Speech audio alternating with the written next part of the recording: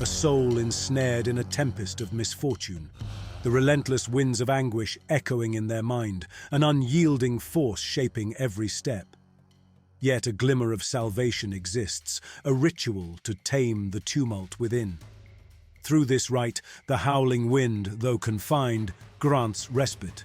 The cost: pledging allegiance to the people of the Hawa, forever carrying the wind's imprint within, an ethereal companion steering the journey of their existence.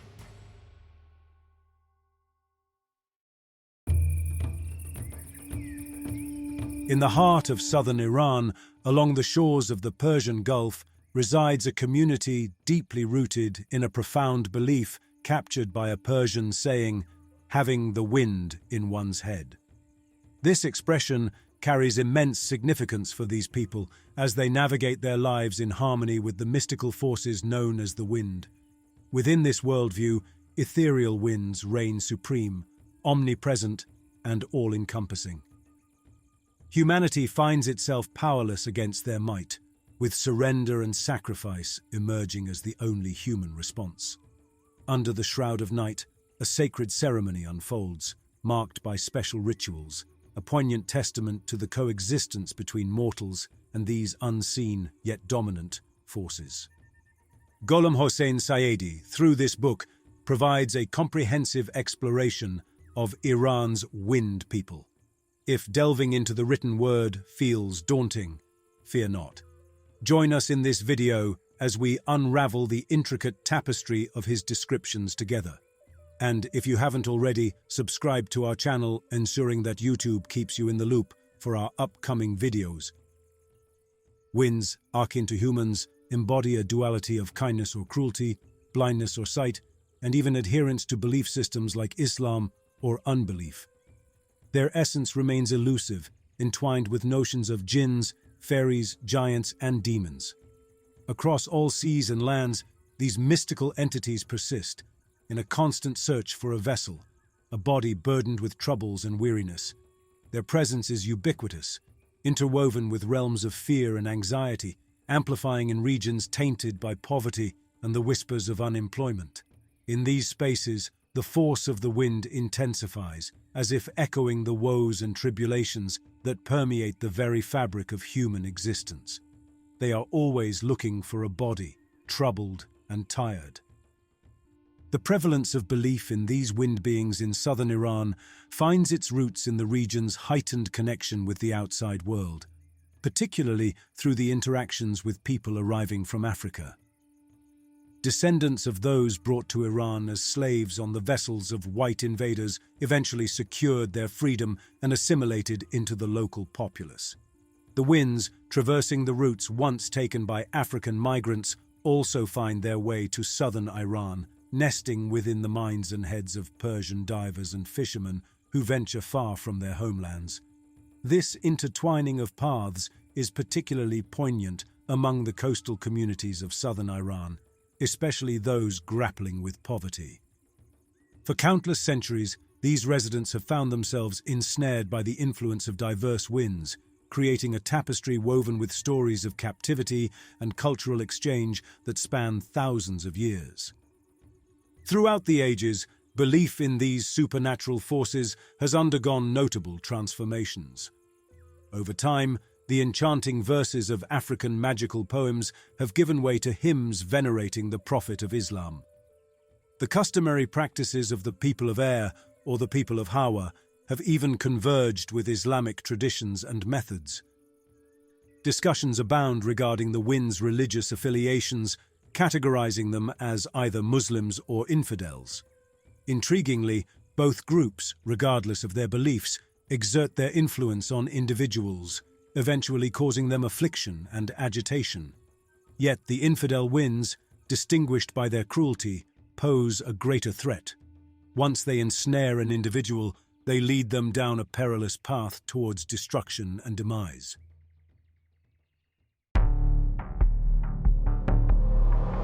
When the wind takes residence in one's mind, it assimilates, becoming an integral part of the person. Inevitably, it begins to ail and afflict them, a narrative akin to tales of jinn possession. This wind, once entwined with an individual, refuses to sever ties, lingering until life's end. The remedy lies in seeking the guidance of the wind's Baba or Mama, the revered figures tasked with pacifying the wind within. These healers, more than mere conduits between person and wind, assume the role of leaders among the people of Hawa.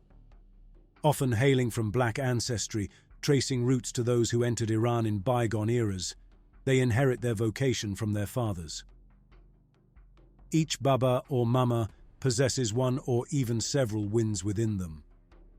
They wield the power to either bestow their wind upon someone or subject them to the influence of a malevolent force, navigating the delicate balance between healing and harm. In their ceremony, typically involving the sacrifice of a goat, the individual possessed by the wind eventually consumes the blood of the sacrificed animal. This act symbolizes the wind within, acknowledging and absorbing the offered blood. Furthermore, the prestige and importance of each Baba and Mama increase based on the frequency of their own participation in the blood-drinking rituals. In this belief system, the winds do not discriminate. They visit everyone, from a toddling baby to an elderly person on the brink of death. However, there's a preference for the youthful vigor of young individuals who, despite their strength, are more susceptible to the whims of the winds. Women, being more prone to hunger and illness, find themselves captured by the winds more frequently than men, their bodies deemed weaker targets for the ethereal forces. Moreover, the contagion of winds extends beyond individual boundaries. Those with deep affection can share their wind or take on the wind of a loved one. Conversely, animosity and grudges can lead to the exchange of winds, with individuals who harbor resentment towards each other, falling under the influence of the opposing winds. In the belief system of the people of Hawa, a crucial distinction lies between the blind winds and the seeing winds. The seeing winds possess open eyes, perceiving and understanding everything. Through a specialized ceremony led by Baba or Mama, these winds can be brought down from a person's head. Following this ritual, often accompanied by the consumption of sacrificial blood, the wind is said to have drunk blood, heard poetry and songs, and partaken in a joyous ceremony. This type of wind, known as the smooth wind, remains peaceful and unobtrusive, providing valuable insights without causing disruption. On the contrary, the blind winds wreak havoc, perpetually disturbing their host and never finding tranquility. Having not experienced a ceremony, drunk blood, or heard poetry and songs, these winds are in constant turmoil.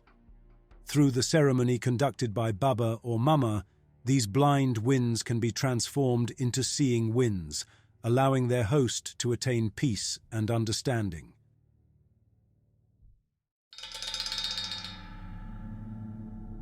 In the intricate ceremonies designed to liberate individuals burdened by winds within their heads, music and songs take center stage. Each Baba or Mama sets an elaborate table, adorned with various instrumental tools, dishes, and incense burners, creating a sacred space for the ritual. Before the ceremony, meticulous preparations are made by the afflicted person. This includes a thorough body cleansing and a 7-day prohibition from looking at dogs and chickens. In the case of women, a period of seclusion from the gaze of men is observed, during which Baba or Mama applies a specially prepared medicine on the victim every night. The culmination of this preparation leads to a multi-day and night ceremony, marked by the rhythmic interplay of music and rituals aimed at dispelling the pain and suffering inflicted by the winds within. Upon surviving the influence of the wind that once gripped their head, the individual is inducted into the esteemed community of the people of Hawa for the remainder of their life. Forever intertwined with the wind, they must adhere to specific customs, including the perpetual donning of clean white attire and the regular practice of washing and perfuming themselves.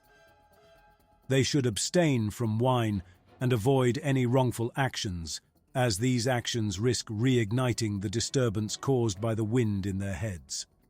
Furthermore, a strict prohibition exists against touching the deceased, whether human or animal, among the people of Hawa.